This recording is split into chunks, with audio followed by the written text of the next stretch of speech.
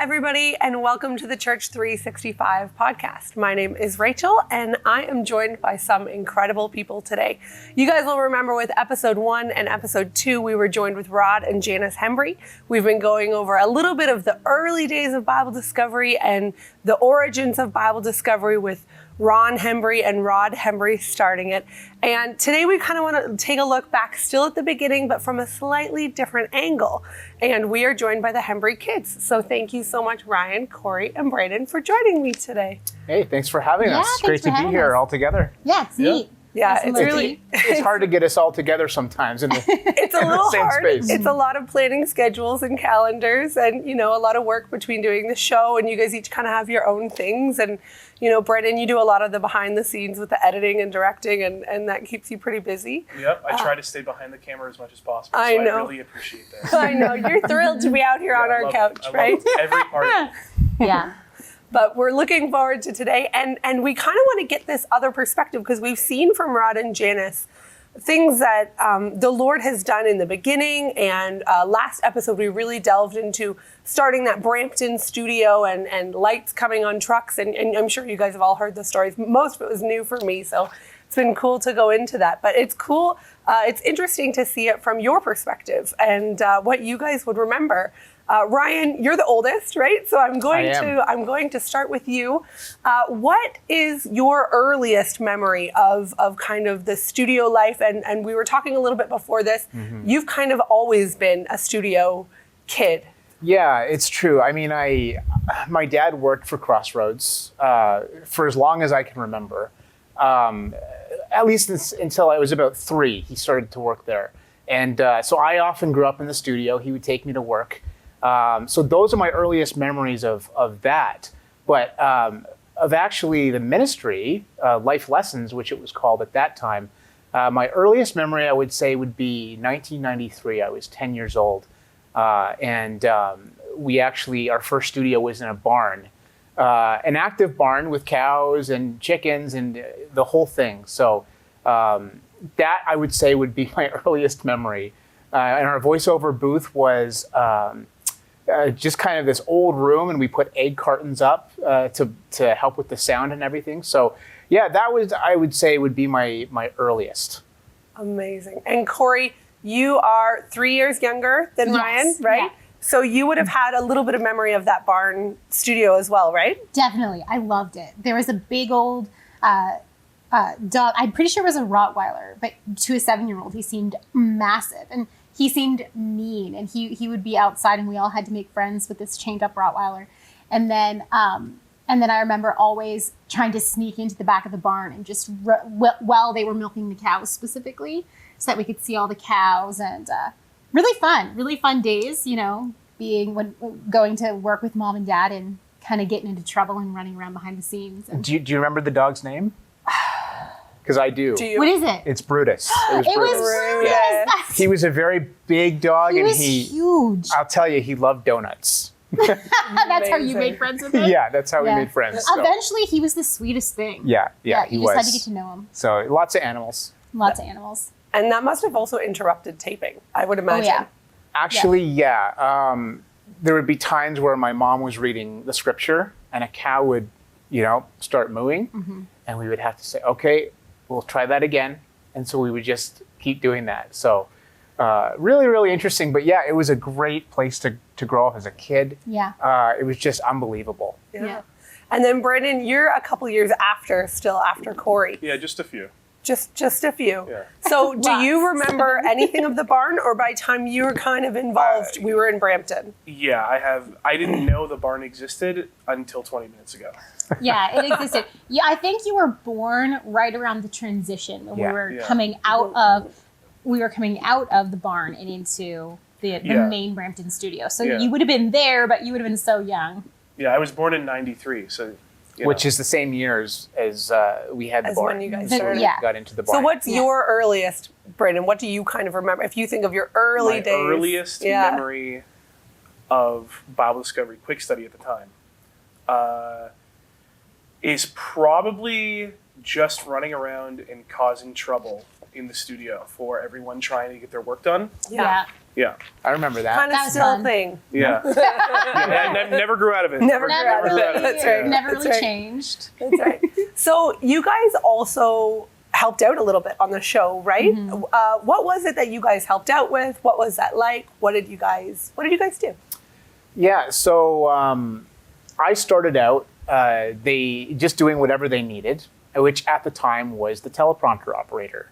Because my grandfather, he didn't use teleprompter except for his points, which were called life lessons at the time. So they put me in there on the computer, and I learned how to run it and do all of that. So, and then I would do when we weren't taping, I would just do whatever I could to learn whatever I could because I loved it. I loved television. I loved the lights, the cameras. I loved all the behind the scenes stuff. Right? That would have been so fascinating to, you also would have just been listening to your grandfather's teaching, right? By default, yeah. by doing that teleprompter, the amount of wisdom that you would have heard from all that is incredible. Yeah, it was I was very, very blessed and privileged to be able to listen to all that. When you're that age, when you're 10, 11, 12, you're not really thinking about it, but it's going in. You're downloading that information, and I'm really appreciative now in my older years for all of that. For sure. And what about you, Corey? Because you also helped on Just the Facts, right? Yes, definitely. So I had a few jobs, and I think some of them were just manufactured to keep me out of trouble because I was pretty active and running around there. Because during the summer we were there a lot, and then when it was during the school year, right after school, we would be there until they were done taping. But yes, on Just the Facts, Dad pulled me on camera all the time. Whenever I was there, he'd put me on the set, or he'd had me answer questions or try to memorize scripture. And then when he started a children's program, The Adventures of Enoch, when I was about 9. And I started working on that program. So having a segment of my own and doing transitions for that. So that was really fun. But then off-camera positions, I think my earliest role in the studio was coffee girl. So I would, when they were taping Quick Study, or if they were taping really anything that they were taping, I would just go into the control room and watch. And I would walk around and ask all of the crew, would you like some coffee? And they would all tip me. The coffee was Amazing. free. I think I was 7. I learned how to make coffee. I did not know this. Oh yeah. Oh, I got tips, I man. never made tips. Oh, I got tips. You got to be polite. That was the key. You had to call them, Mr. and Mrs. or Ms. or Miss, and you were just really polite, and you smiled nice, and you brought them their coffee. Would you like anything else? I saw some cookies out there. Man, you'd get tips. You'd get tips, $1 here, $1 there. It was great. First amazing. paid job I ever had. That's right. First paid job as a coffee girl. That's right. And Brayden, you also, because your mom taught you school, right? For a number of years? Yeah, high school. Oh, high school. Okay. So you still went to a Christian public school, right? I went Or a Christian private I went school. to a Christian private school Yeah. until grade 1. And then I went to a normal public school when we moved to Orangeville. Right. And then that was until grade 6. And then grade 6 through 8 was at another Christian school in Orangeville. And was it like go to school, come to the studio, do all your homework here? It was until we moved to Orangeville, because we were like maybe a 7 to 10 minute walk away from the school. Right. So I would just walk home, me and my friends, and we would just hang out and cause trouble and clean up after the dog when she would rip the garbage apart. Right. Yes. Yeah. I mean, Or we would somebody has pretend do to that. not notice, and then mom would come home and then. I'm sure she never knew that. No, you didn't never. know I this. was so slick. Yeah, she never knew. Never So what caught was on. kind of your earliest job here? at the Just studio? like Ryan, it was teleprompter. A lot of teleprompter. A lot of teleprompter. I would digitize files. That was a thing I did, which was really just like sit around and talk with DJ, who's in the Clicking control room buttons. right now. Yeah, because digitizing shows is just you put the videotape in the VCR. Then you have the DVD there, and you put the DVD in blank, and you hit record on the DVD and play on the VCR, and that's how you're digitizing things back in the day. Right. So it Back in was. the day. I'm not going to watch 20 episodes in a day. I'm just going to sit there and talk to DJ. Right. DJ who's still around today and Yeah. who's kind of been around forever, right? He's like a permanent part of our studio, which we're really grateful, TJ, to have you wherever you are behind the camera somewhere. So for you guys now, you guys have grown up in this. You guys have obviously been watching your mom and your dad. Your mom mostly has done voiceovers, and she wasn't on the show when you guys were little, or at what point? No. She would have been a little bit later on. So you're already on the show. You're already kind of behind the camera. When did they rope you into going behind the camera, Ryan? Do you remember any of that? To going behind the camera? Or to going in front of the camera? In front of the camera. Well, I mean, when Dad started Just the Facts, he would pull me on from time to time, but I didn't have to say anything, so that was okay. Right, you were more shy. That's right, that's right. I preferred behind the camera. I still do prefer behind the camera. But then there was The Adventures of Enoch, which Corey already mentioned, and I had a role in that on camera, but I played a silent character. Yeah, we played together where I was like the voice right. and Ryan was the one who reacted. Nice. That's right. So that was pretty fun. And then eventually when I took over script writing that segment, it was a science show, so I got to devise all these ways where Ryan would somehow get slimed or wet or something awful would always happen. It was a little sister's dream. It was. And you just let her do it. You're okay with it. Well, Didn't have choice. it just comes with the territory. I was voluntold. Yeah, I'd be like, Ryan, it's in the script. Yeah. That I wrote for you. Yeah. You're a pretty easygoing guy, though, Ryan. I try to play well with others, and just do its best for everybody. But it was fun. Yeah, no, but then I would say coming on the Quick Study program happened in 2010, and that came with the passing of my grandfather. And so I had to step in to fill a role because Corey had to step in. I went full-time, and then you came on weekends. That's right, because up to that point, Corey was only on the weekends, right? And so we just kind of made the transition. Right. And so, that was, I think, September 2010 was when I started on the weekends. Right. And then all three of you guys kind of have this speciality that you guys kind of have in the show. Like, I know, Corey, you're really doing history and archaeology, and you've done a lot of creation and kind of moving into a lot of apologetic work. And then obviously, Brandon, you now direct the show, and you are our main editor for the show. What was that like, how did you guys fall into those specific things? What made you want to head into that? Corey, maybe you can go first with history and archaeology. Sure. Well, I've always been someone, like, even as a child, I've been really fascinated with history and different cultures and archaeology. So it was always a pastime of mine that, especially as I got into high school and started looking at, are the things that we read about in the Bible, did they actually happen? Because I believed that they actually happened, but was there any proof? Was there any evidence? As it was kind of something that I did on the side. And I really didn't ever expect to be working with Bible Discovery. It was called Quick Study TV at that time.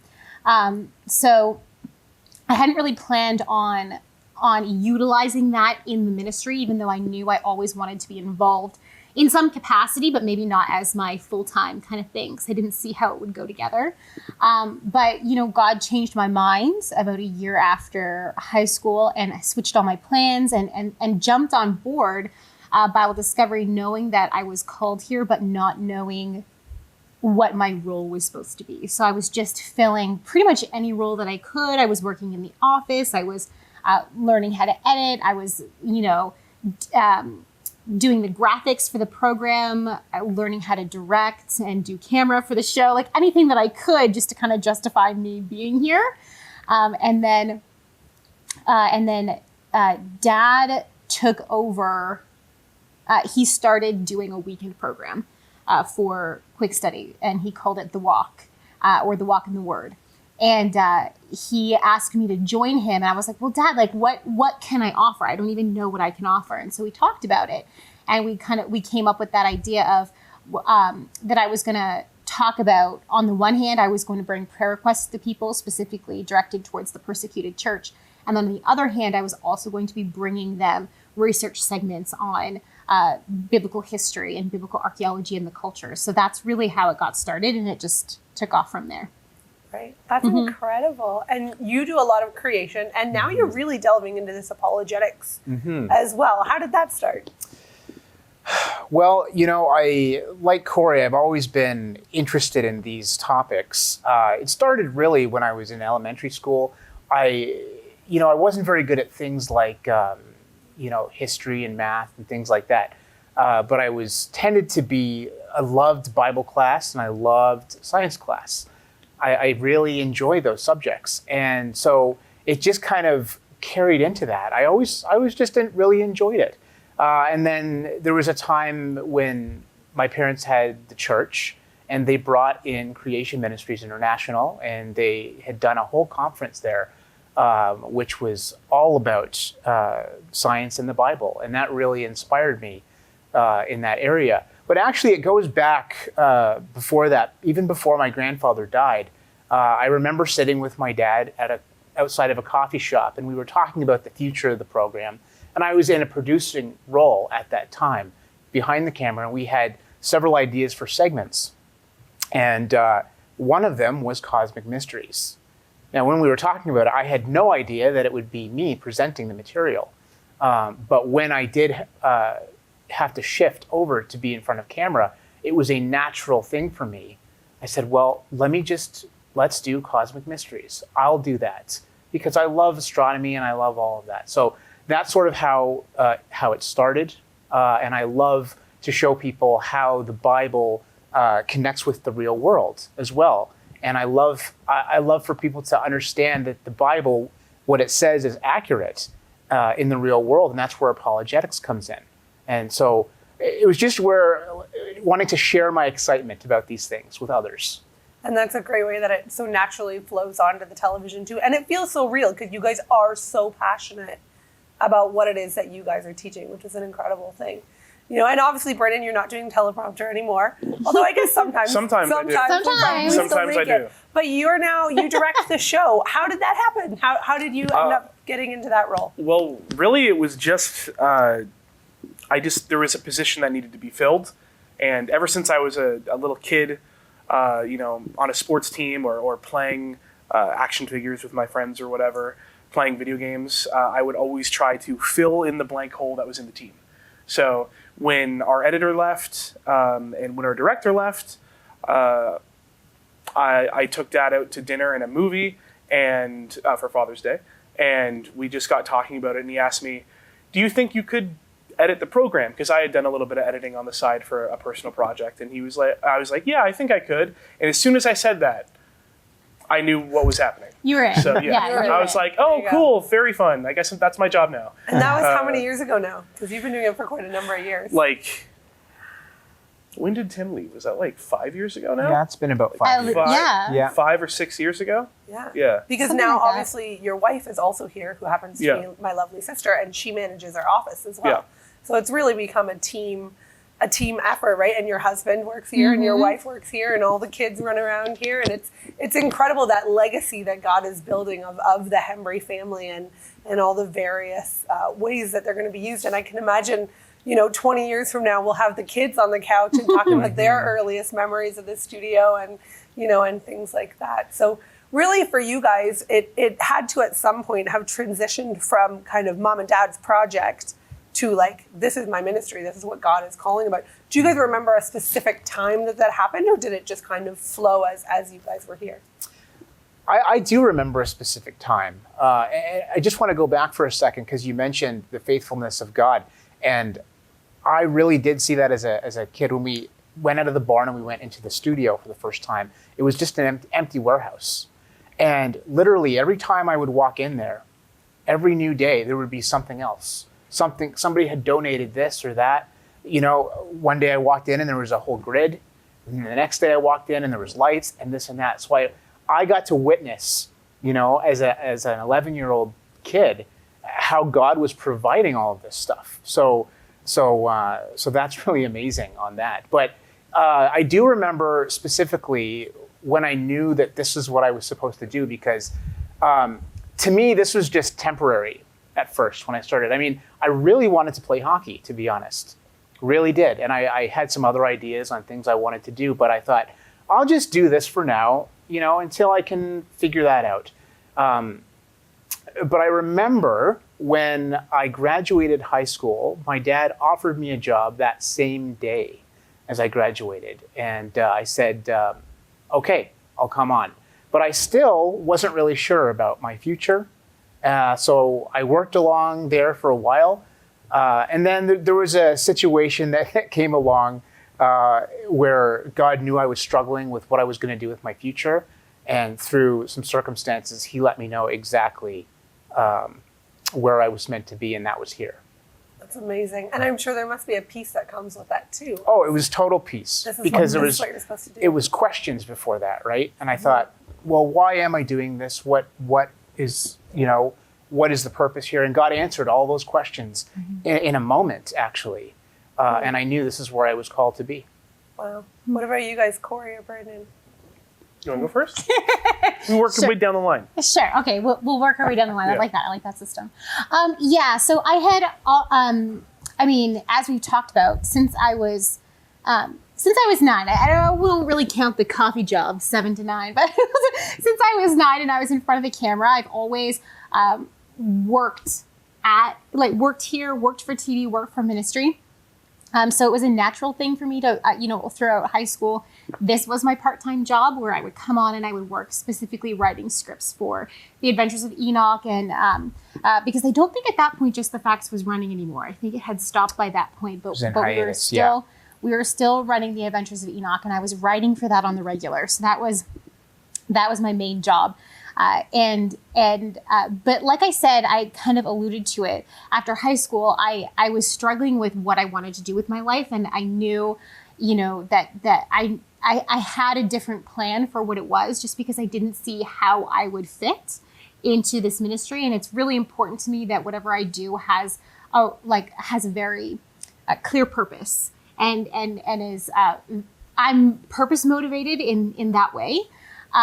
And so I remember there's been a few key moments in my life working here at Bible Discovery where God has made it clear to me, no, I want you here, and this is what I want you doing. And it's going to grow and it's going to change as you're here, but I want you here. And one of those instances was after high school, I was in my decision, which career path do I go on? Where do I start to study? And through a series of events, God really impressed on my heart that I needed to work with Bible Discovery, which at that point was Quick Study Television. And I would say the most recent time that God has verified it to me was in 2010 when I moved full-time onto the program. And it involves the passing of my grandfather, Ron. So he had some scheduling issues early in the year. He passed on June 10th of 2010. And he had some scheduling issues earlier in that year that we had to cover for. So he couldn't come down to Canada. He lived in Pennsylvania, and he would drive down to Canada to shoot the program. And he couldn't do that. And so my dad had to step in and teach a few programs for him. And then I had been asked to step into my dad's role and do segments for about an entire week, not just on the weekend. Because at that point I was just doing the weekend programs that were all about history and archaeology, and I was doing 2 segments a weekend.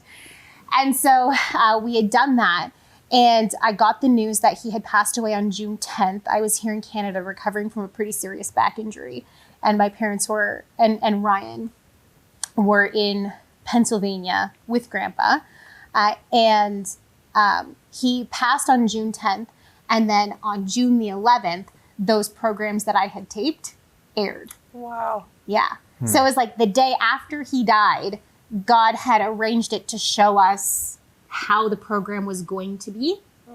And that really it confirmed to me, like, okay, all right. Because we had no idea. So, and there are so many stories that we could sit here and tell about how God really arranged that whole situation to be very compassionate on us and to be very gracious to us, to show us a way forward in the midst of our grief and in the midst of great change and turmoil that comes with change. Because all of a sudden there's something that we've been doing for so many years that, someone passes, the main person passes, the main teacher passes, and now you're going, okay, what's the right thing to do here? We don't just want to stick people into positions. We want to know what the right way forward is, and because we're ministering to people and we're bringing God's word to people. So for me, it was just a confirmation of, no, we're heading in the right direction. And that's just one thing. Like I said, there were so many other markers around that. That's incredible. And Brennan, for you, what was Yeah. it like? Well, for me, I've always I have this like weird thing that is not common, at least for the people I talk to, where no matter how bad the situation is, I can just kind of slot myself in and make myself content. I'll always feel a stirring to leave or to change something, but it always takes me a long time to make a decision. So when I came on full time here, which was a few years after my grandpa had passed, I came on like officially part-time when grandpa had passed because they needed the help. I was content immediately like I normally was, but I never felt any stirring to go anywhere. So no matter what happened in my life, no matter what changed, anything bad was happening or anything good was happening, I would always feel like, oh, this needs to change, I'll do it eventually. The only thing that I haven't felt that ever needed to change was this. So I kind of look at that as confirmation, is that, God always stirs up in me, fix this, do this, go there. But whenever I'm here, I never feel stirred to go anywhere else. For sure. And I mean, your talents are definitely wanted and extremely useful, with all the directing that you guys do. And I think for all of you guys, as you guys kind of have fit into these different positions of Bible discovery, you can certainly see, God's goodness and God's faithfulness to this ministry and also to you guys and your families, and as God grows your families and develops your families, how just the legacy of Bible discovery continues to pass on, which is very incredible. If you guys were speaking, if there's somebody watching even out there today that might be wrestling with that, with the calling of the Lord, or with kind of going into something full-time and really going into ministry full-time, because it is a sacrifice and it is a difficult thing, what would you guys say to that? Well, if you're worried about failure, or you're worried about you're not going to be taken care of or something, if you think that you're on the wrong path and that you need to make this transition to the right path, then God's going to provide for you no matter what. And if you're on the right path now and you think you should go on this other path, you'll fail and you'll fall and it will be humiliating, but you'll be okay. And God will bring you back into what you should be doing. So really, at the end of the day, we're not living for us anyway. We're living for God. So at the end of the day, whether you trip and you look like a fool for a couple minutes or a couple days or a couple months or a couple years in some cases, at the end of the day, you're always going to be back in the arms of God. So really, taking what you might think is a risk is actually no risk at all. Good words, yeah. And I would say too, you need to be going somewhere. You need to be going in a direction, because if you're just still and you're not doing anything, then God can't really do anything with that. But if you're moving in a direction, the Lord can correct it, right? So that's what I would say, is just make sure that you're doing things and ask the Lord to direct your paths. And I believe He will. He's done it in my own life and in Corey and Brandon's life as well. Yeah, and also don't think that you have to immediately go from not ministering to ministering full time. There's a lot of transition in there. I mean, you got to do what you got to do, especially if you have a family. You have to work to provide for your family, and there's nothing wrong with that. But at the same time, you can find ways of ministering and find that transition for you and your family, but don't not minister because you can't do it as much as you want to be doing it. There are so many different ways to be involved in your local church, or to be involved in your own ministry, to be involved in Bible studies. And I think that's really how God makes most ministers take off, is that they just start doing it, and then it just grows and it grows and it grows. So it's really organic. Instead of like the 0 to 100 kind of approach. And we're all of us are called to what Jesus instructed us, and that is the Great Commission, to go and make disciples. It's not just telling the gospel and getting people, saved. So we all should be doing that anyway. It's actually to disciple them and to, to help them grow in the faith. And so I think we can't lose sight of that. And like you said, we have to make money to, eat and provide for our families, but there's always those opportunities. Yeah. Always, no matter what your occupation is. I know many doctors and many lawyers, all those sorts of things. Those are specific callings, I think. And no matter where you are, there's always somebody who you can tell about Christ and what he's done in your life. And that, full-time ministry in what we do is very different than, somebody who is a doctor or a lawyer or a carpenter, but that's still, in a way, a full-time ministry, as the Lord will work that into your job and into what you're doing. There's great insight in there.